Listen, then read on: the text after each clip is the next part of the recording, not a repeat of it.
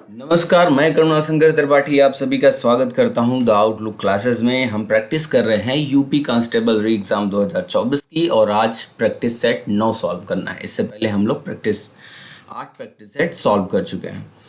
तो यहाँ पर बढ़ते हैं अपने क्वेश्चंस की तरफ, लेकिन पहले एक बात मैं आपको बता दूं। कल जब मैं 8वां प्रैक्टिस सेट करवा रहा था तो वहाँ पर ये 8वें प्रैक्टिस सेट के क्वेश्चन नंबर 2 को सॉल्व कराते टाइम थोड़ा ये जो मैं लिख रहा था, यहाँ पर मैं इसको पेन एक बार सेलेक्ट कर लेता हूँ।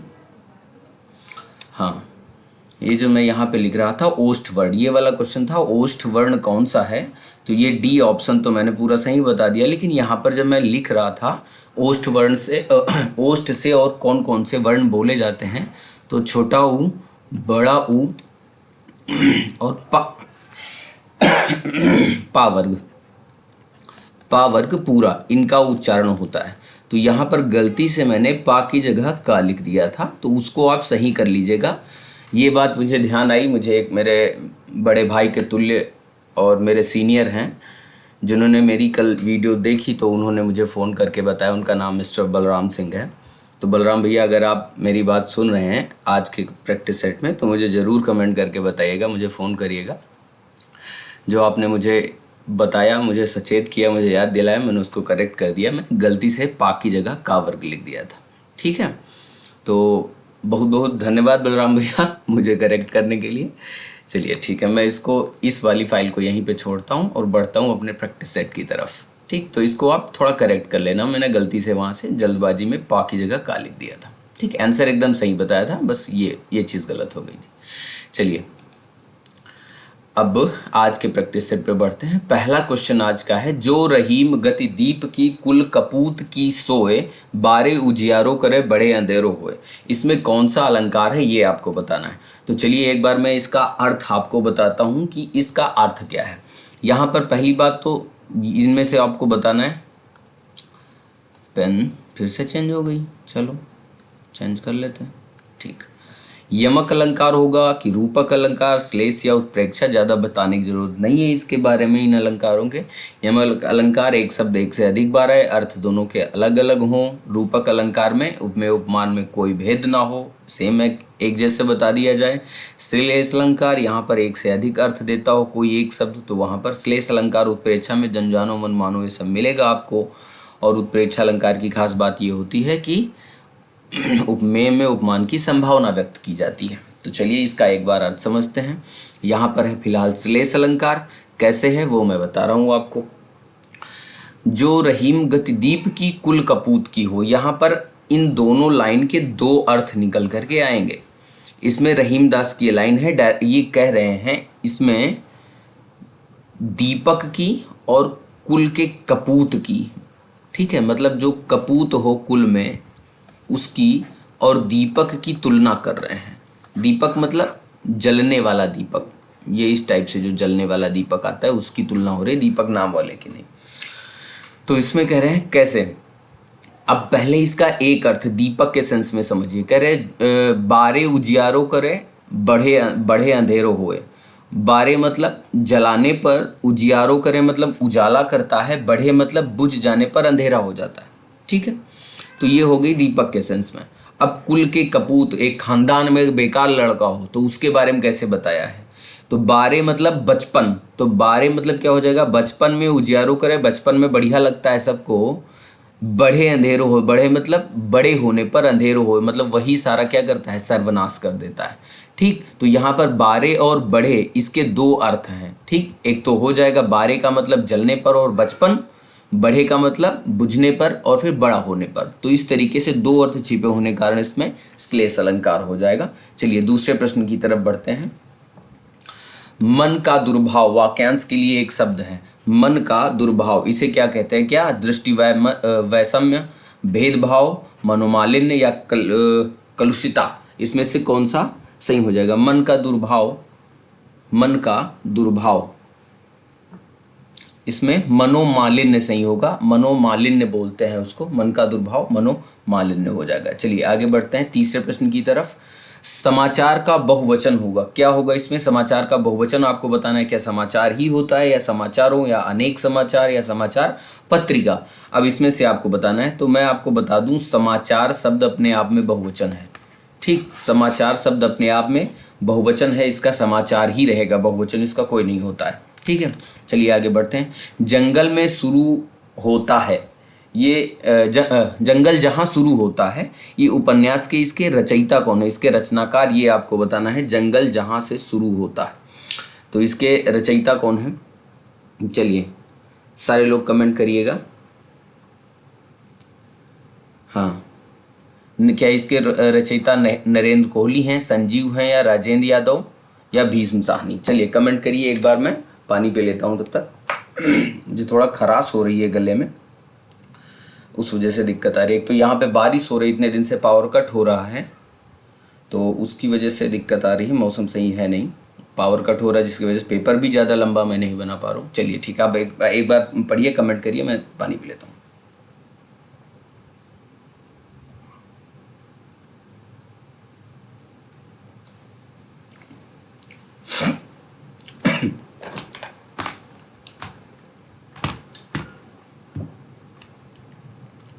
हाँ चलिए,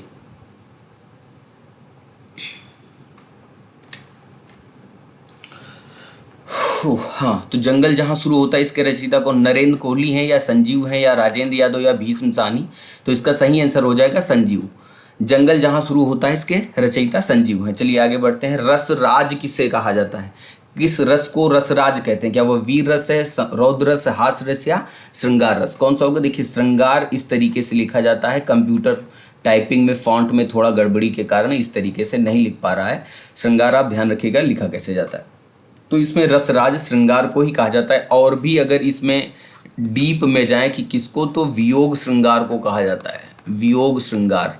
और वियोग श्रृंगार का एक और नाम है विप्रलंब श्रृंगार, विप्रलंब श्रृंगार। ठीक है, विप्रलंब श्रृंगार।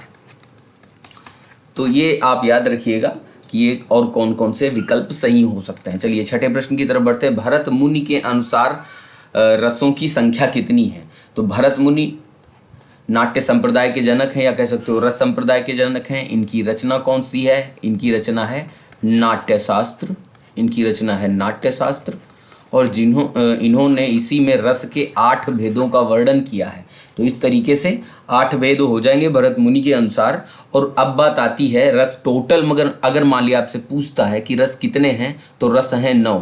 ठीक, भले आप 11 पढ़ते हैं। स्थायी भाव की संख्या 9, रसों की संख्या 9। अब बात यह है कि ये 8 वर्णन किया, तो 9 किसको नहीं माना? तो इन्होंने शांत रस को नहीं माना है, शांत रस। ठीक, और ये नाटक का वर्णन करते हैं, उसमें शांत रस को नाटक का भाग ही नहीं मानते हैं ये। तो इस तरीके से इन्होंने रसों की संख्या 8 मानी है। नाट्यशास्त्र की रचना है, उसी में बताया है, इसका वर्णन किया है।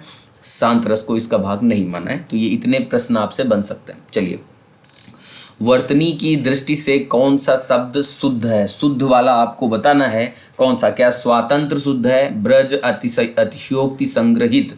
कौन सा सही है ये आपको बताना है। चलिए एक बार मैं सारे लिख करके बता देता हूँ। स्वातंत्र लिखा हुआ है, तो या तो ये स्वतंत्र लिखा हो, या तो लिखा हो स्वतंत्र, ठीक, या तो लिखा हो स्वातंत्र।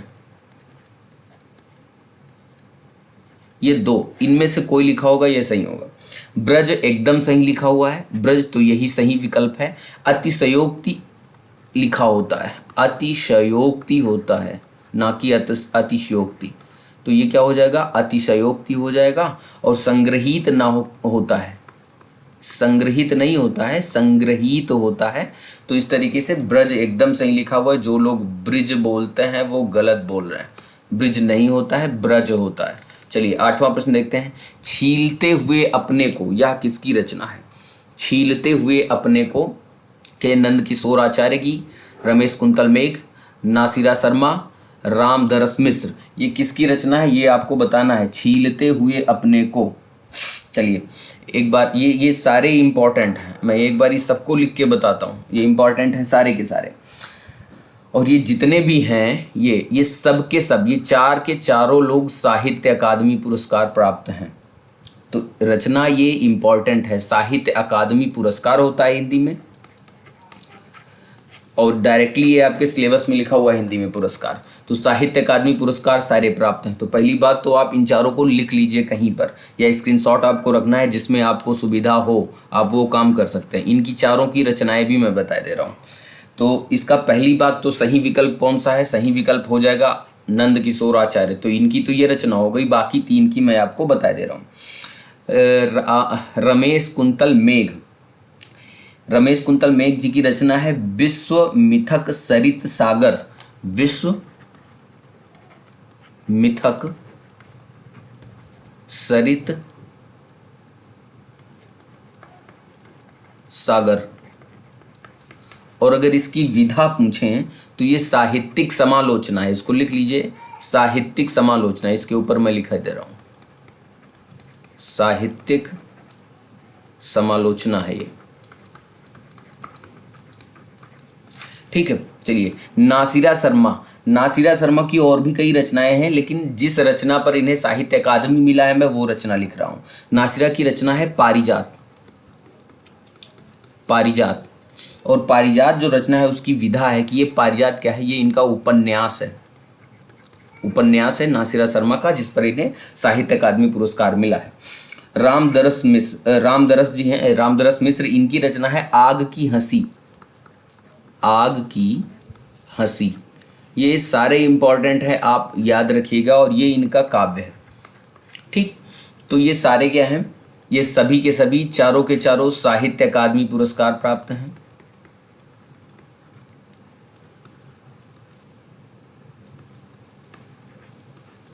साहित्य अकादमी पुरस्कार प्राप्त हैं ये चारों के चारों। ठीक, तो इंपॉर्टेंट है, याद रखिएगा। चलिए 9 नंबर प्रश्न पर बढ़ते हैं। पाटलिपुत्र की साम्राज्ञी, ये किसकी रचना है ये आपको बताना है। पाटलिपुत्र की साम्राज्ञी, ठीक, ममता कालिया, लीलाधर जगूड़ी, नासिरा शर्मा या शरद पगारे। ये भी चारों के चारों बहुत इंपॉर्टेंट हैं। ये चारों मैं आपको बता दूं, ये चारों जो हैं वो व्यास पुरस्कार, व्यास पुरस्कार, व्यास पुरस्कार प्राप्त हैं चारों। अब इनकी रचना, पहली बात तो आते हैं सही विकल्प पे कि इनका सही विकल्प कौन सा है। तो इनका सही विकल्प है शरद पगारे। शरद पगारे लेखक हैं पाटलिपुत्र की साम्राज्ञी। बाकी इनका जो और जो 3 विकल्प हैं उनको भी मैं बता दे रहा हूँ, ये इंपॉर्टेंट ये भी हैं सारे के सारे। ममता कालिया की रचना है दुखम सुखम। दुखम सुखम, ये इनकी रचना हो जाएगी। लीलाधर जगूड़ी, इनकी रचना है जितने लोग उतने प्रेम। जितने लोग, जितने लोग उतने प्रेम, ये इनकी रचना है। नासिरा शर्मा की इनकी रचना है कागज की नाव। कागज की नाव, ये इनकी रचना है। ठीक, इंपॉर्टेंट है चारों, सारे के सारे क्या हैं, व्यास सम्मान से सम्मानित हैं। चलिए आगे बढ़ते हैं। 10 नंबर, ज्ञानपीठ पुरस्कार से सम्मानित साहित्यकार हैं। कौन है ऐसा जिसमें जो ज्ञानपीठ पुरस्कार से सम्मानित हैं? इसमें कृष्णा सोबाती, केदारनाथ सिंह, श्रीलाल शुक्ल या उपरोक्त सभी, चारों के मतलब तीनों, बाकी तीनों। तो ये तीनों, ऊपर के तीनों ज्ञानपीठ पुरस्कार से सम्मानित हैं। और इन तीनों की अगर रचना पूछें कि रचना कौन सी है जिसके लिए इन्हें ज्ञानपीठ पुरस्कार मिला, तो इनकी कोई विशेष रचना नहीं है। ये इनके संपूर्ण साहित्य के लिए इन तीनों लोगों को ज्ञानपीठ पुरस्कार दिया गया, हिंदी का। ठीक, चलिए, हिंदी का ज्ञानपीठ पुरस्कार इन तीनों लोगों को मिला है। चलिए 11वें नंबर प्रश्न की तरफ बढ़ते हैं। देव और दैव शब्द का सही अर्थ आपको बताना है। देव और दैव, तो चलिए एक बार मैं इसमें ज़्यादा टाइम नहीं लेते हैं। इस देव का अर्थ होता है देवता, इस देव का अर्थ होगा देवता, और दैव का अर्थ होता है भाग्य। दैव का अर्थ होता है भाग्य। तो इसमें सही विकल्प देवता और भाग्य होगा। ए वाला ऑप्शन जो है वो सही हो जाएगा। चलिए 12 नंबर प्रश्न की तरफ बढ़ते हैं। द्वीप और द्वीप का सही अर्थ बताना है। तो द्वीप का मतलब होता है हाथी। इस विकल्प के अनुसार हाथी होगा, क्योंकि हाथी इसमें हाथी ब्राह्मण और टापू यही है। तो द्वीप का अर्थ होता है टापू। ठीक, द्वीप मतलब वह जमीन जिसके चारों ओर समुद्र होता है, छोटा सा टुकड़ा। तो इसमें क्या हो जाएगा, हाथी और टापू किस विकल्प में है, डी वाला। तो इसमें डी वाला ऑप्शन सही हो जाएगा आपका। सही अर्थ युग्म क्या होगा, हाथी और टापू। 13 नंबर प्रश्न की तरफ बढ़ते हैं। 13 नंबर प्रश्न है, निम्नलिखित में से जंगल का पर्यायवाची नहीं है। कौन सा नहीं है ये आपको बताना है।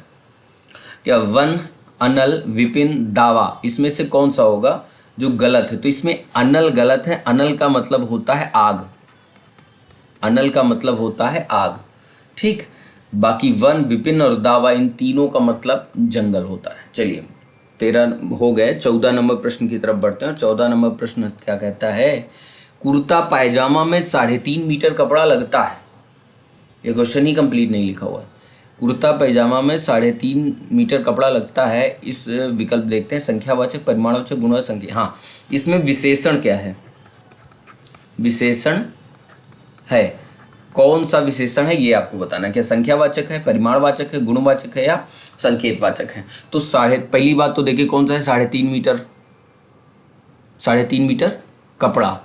तो अगर ये देखें तो संख्यावाचक है नहीं। संख्यावाचक में क्या आता है, जिस संज्ञा को हम गिन सकते हो। तो कपड़ा गिना नहीं जा सकता है, कपड़ा माप तोल की वस्तु है। ये कपड़ा जो है वो माप तोल की, और माप तोल वाले जितने होते हैं वो परिमाणवाचक में जाते हैं। ठीक है, तो ये कुर्ता पायजामा 3.5 मीटर कपड़ा लगता है, ये किस प्रकार का विशेषण है, परिमाणवाचक विशेषण है। निश्चित अनिश्चित अगर लिखा होता आगे तो निश्चित परिमाणवाचक हो जाता। चलिए 15 नंबर प्रश्न की तरफ बढ़ते हैं। ये क्या कहता है, घी खिचड़ी होना, ये मुहावरे का अर्थ बताना है। स्वाद बढ़ाना, डायरेक्ट अर्थ लिखा हुआ, कोई मतलब नहीं। मकर संक्रांति का पर्व मनाना, ये भी गलत है। पौष्टिकता में वृद्धि, ये भी गलत है। खूब मिलना, खूब घुलना मिलना। घी खिचड़ी देखिए क्या करते हैं, एकदम मिला के खाई जाती है दोनों को। तो उसका जो मूल अर्थ लिया गया है, भाव लिया गया है, वह किससे, खूब घुलने मिलने से। चलिए 16 नंबर प्रश्न की तरफ बढ़ते हैं। कहते हैं, मेरे को बाजार जाना है, इस वाक्य में किस प्रकार की अशुद्धि है ये आपको बताना है। मेरे को बाजार जाना है, ये किस प्रकार की अशुद्धि, क्या वचन से संबंधित है, नहीं। यहाँ पर पहले तो देखिए सेंटेंस में गलत कहाँ है, मेरे को नहीं होता है, यहाँ पर होना चाहिए मुझको या मुझे बाजार जाना है या मुझको बाजार जाना है, ऐसे लिखा होता। तो ये यहीं पर जो को लगा हुआ ये गलत है। और को क्या है, ये कारक है, या कह सकते हो विभक्ति संबंधी अशुद्धि हो सकती है, या विकल्प में परसर्ग मिल सकता है। तो इन तीनों में से जो भी मिले वो सही है, कारक संबंधी गलती है। तो यहाँ पर सी वाला विकल्प सही हो जाएगा। ठीक, 17 नंबर प्रश्न की तरफ बढ़ते हैं। मैं थोड़ा स्पीड इसलिए बढ़ा रहा हूँ क्योंकि पावर कट की समस्या की वजह से लैपटॉप थोड़ा चार्ज नहीं है मेरा, उस वजह से दिक्कत आ रही है। अपने पद से हटाया गया, अपने पद से हटाया गया, इस वाक्यांश का के लिए एक साध शब्द होना चाहिए। एक शब्द है, वाक्यांश के लिए एक शब्द है, कौन सा, पदभ्रष्ट, पदच्युत, पदानुगत, पदावनत। इसमें से कौन सा विकल्प सही होगा, तो बी वाला एकदम सही है। पदच्युत बोलते हैं अपने पद से हटाया गया हो जो उसे। ठीक, चलिए 18 नंबर प्रश्न की तरफ बढ़ते हैं। और 18 नंबर प्रश्न क्या कहता है, निम्नलिखित में से पुल्लिंग शब्द है, कौन सा शब्द है जो पुल्लिंग है ये आपको बताना है। तो चाय, शराब, स्याही, घी, इसमें से कौन सा है। ये चारों के चारों क्या है, द्रव्यवाचक संज्ञा है। द्रव्यवाचक संज्ञा मोस्टली पुल्लिंग में यूज होती हैं, पुल्लिंग में। लेकिन ये तीनों अपवाद हैं, चाय, शराब और स्याही। चाय, शराब, स्याही ये स्त्रीलिंग है। घी क्या है, ये पुल्लिंग हो जाएगा। ठीक, घी पुल्लिंग हो जाएगा। लिंग पहचानने के लिए हिंदी में कोई विशेष नियम नहीं बनाए गए हैं, इनका हम वाक्य में प्रयोग करके बना सकते हैं। जैसे कहते हैं चाय गिर गई, अपने आप आ गया क्या, स्त्रीलिंग। शराब कड़वी होती है, तो क्या हो गया, स्त्रीलिंग। स्याही, स्याही गिर गई।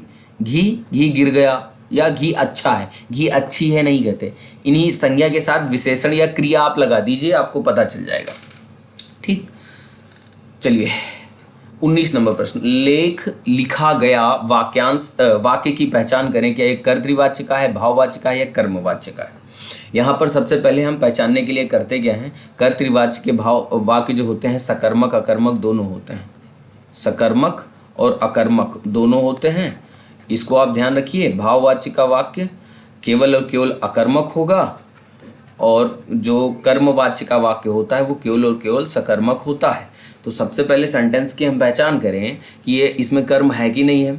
तो पहली बात, कर्म पहचानने का तरीका मैंने क्या बताया था, क्रिया पकड़ो, और क्रिया क्या है इसमें, लिखा गया, लिखा गया। अब क्या लिखा गया, वो लिखा गया लेख। क्या लिखा गया, लेख। तो लेख क्या हो जाएगा, इसमें कर्म हो जाएगा। इसका मतलब ये सकर्मक है, तो भाववाच्य तो होगा नहीं। अब हमें कर्तृवाच्य कर्मवाच्य में से पता करना है। तो इसका अगर देखें तो इसमें कर्ता क्या है, छिपा हुआ है। कर्ता छिपा हुआ है, कौन लिख रहा है इसके बारे में नहीं बताया जाता है, नहीं बताया गया है। तो जहाँ पर कर्ता छिपा हुआ होगा वहाँ कर्मवाच्य होगा, इस बात को आप ध्यान रखिए। गाड़ी चलती है, लेख लिखा गया, पेड़ काटा गया, ये सब क्या है, कर्मवाच्य हो जाएंगे जहाँ कर्ता छिपा हुआ होगा। ठीक, चलिए 20 नंबर प्रश्न की तरफ बढ़ते हैं। मैंने राजू को पीटा था, यह वाक्य किस काल का है। राजू मेरे फ्रेंड का नाम है, मैंने इसीलिए लिख दिया उसका नाम। ठीक है, मैंने राजू को पीटा था, तो इसमें किस काल का वाक्य है, ये आपको पूर्ण भूतकाल, आप पूर्ण भूतकाल, सामान्य भूतकाल, आसन्न भूतकाल। आसन्न भूतकाल में चुका है, चुकी है, चुके हैं, ऐसे आते हैं। ठीक है, इत्यादि आएंगे। सामान्य भूतकाल में, सामान्य भूतकाल वाले वाक्यों में आप बताएंगे, मैंने इससे पहले आपको बताया है कई बार। अपूर्ण भूतकाल और पूर्ण भूतकाल, इसमें से आपको बताना है। चलिए कमेंट करिएगा एक बारी।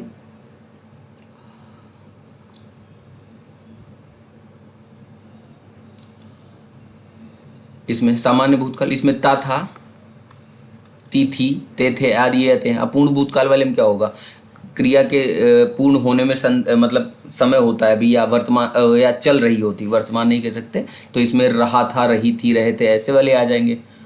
और पूर्ण भूतकाल में चुका था, चुकी थी, चुके थे, ये सब आएंगे। तो अब आपको ता था, ती थी, ते थे, या था थी थे आता है, तो वो क्या हो जाएगा, पूर्ण भूतकाल। क्या हो जाएगा, पूर्ण भूतकाल। मैंने राजू को पीटा था, तो इसमें क्या, था थी थे भी आते हैं, ये सब हो जाएंगे।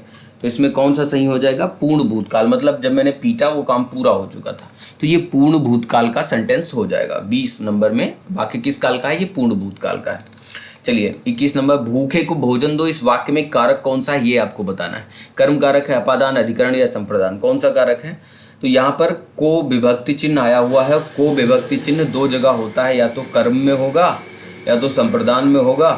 अब ये दोनों आपके सामने विकल्प दे रखे हैं, इसमें से कौन सा है। तो मैंने आपको बताया था एक शब्द के लिए, और के लिए शब्द को रिप्लेस करके देखिए, ये संप्रदान कारक का होता है। सेंटेंस में को की जगह के लिए रखिए और सेंटेंस बोलिए, अगर आपको सही लगता है तो वो संप्रदान है, अदरवाइज कर्म कारक होगा। तो भूखे के लिए भोजन दो, भाई किसके लिए दे रहे हैं, भूखे के लिए दे रहे हैं ना, इसका मतलब के लिए जो है इस वाक्य में फिट बैठ रहा है, तो क्या हो जाएगा, संप्रदान कारक। अगर ना बैठता तो वो कर्म कारक होता। ठीक, चलिए 22 नंबर, निम्नलिखित में से कौन सा संधियुक्त शब्द अन्य तीन से भिन्न है, ये बताना है आपको। महाओज, महा प्लस ओज हो जाएगा, महा प्लस ओज हो जाएगा, शब्द बनेगा महाओज, ये वृद्धि संधि है। ठीक है, भूर्ध, भू प्लस ऊर्ध्व, ये बन जाएगा भूर्ध। इसमें कौन सी संधि हो जाएगी, दीर्घ संधि हो जाएगी, दीर्घ संधि हो गई। परोपकार में क्या हो जाएगा, पर प्लस उपकार,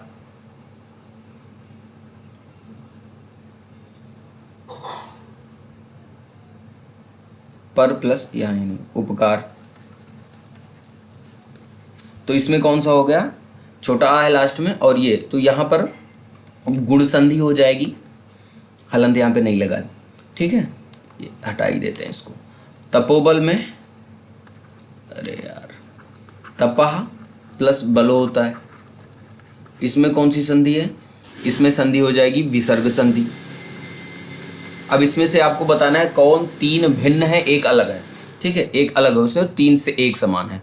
तो वृद्धि, दीर्घ, गुण और विसर्ग, तो ये तीन अगर आप ध्यान देंगे तो ये तीनों के तीनों क्या है, स्वर संधि, और ये क्या हो जाएगा, विसर्ग। तो तपह बल जो होगा, तपोबल जो होगा वही अलग हो जाएगा इसमें से।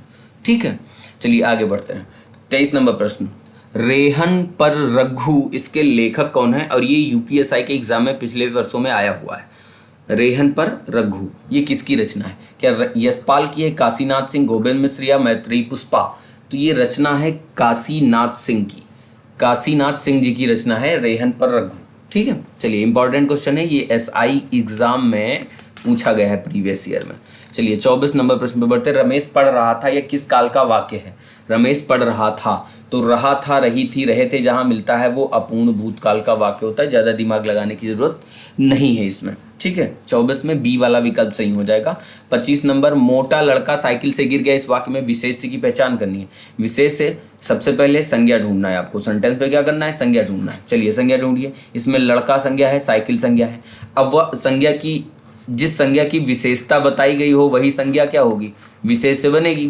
तो किसकी विशेषता, क्या साइकिल की कोई विशेषता है, नहीं है। लड़का की कोई विशेषता, हाँ मोटा, तो इसके साथ विशेषण आया हुआ है, यानी कि ये वाली संज्ञा जो लड़का है ये क्या बन जाएगी, ये बन जाएगी विशेष से। ठीक, तो इसमें से लड़का आंसर जो है वो सही हो जाएगा 100%। 25 नंबर। चलिए 26, हाँ इतने ही प्रश्न हैं। थोड़ा मौसम सही नहीं है इस टाइम, बारिश हो रही है और थोड़ा लाइन का काम भी बिजली का चल रहा है, तो इस वजह से पावर कट की समस्या आ रही है। लेकिन जितने प्रश्न मेरे से हो सकते थे, लैपटॉप मेरा जितना चार्ज था, जितना बर्दाश्त कर पाया, उतना मैंने 25 प्रश्न बना दिए। अगर मैं 40 प्रश्न 50 प्रश्न की तरफ बढ़ता तो क्लास रिकॉर्ड करने के भर की बैटरी ना बचती। क्लास रिकॉर्ड करना और अपलोड करना, ये दोनों काम बचे हुए थे, तो इसीलिए मैंने 25 प्रश्न दिए। अगर पेपर ही बढ़ा कर देते तो शायद रिकॉर्ड ना हो पाता, तो इसकी वजह से मैंने कम प्रश्न ही रखे हैं। तो उम्मीद करते हैं कल से बिजली विभाग वाले अब दुरुस्त हो जाएंगे और थोड़ा मैं प्रश्न पत्र को आपके बड़ा कर सकूंगा। ठीक, कैसा रहा सेशन, कमेंट जरूर करिएगा, बताते रहिएगा। इंपॉर्टेंट क्वेश्चन की ये श्रृंखला है, पढ़ते रहिए, रट्टा मारते रहिए, लगे रहिए जोश के साथ, पूरे सफलता अवश्य मिलेगी। ठीक है, बहुत बहुत धन्यवाद। और आज के लिए बलराम भैया आपका भी बहुत बहुत धन्यवाद। ठीक है, चलिए मिलते हैं अगले प्रैक्टिस सेट के साथ।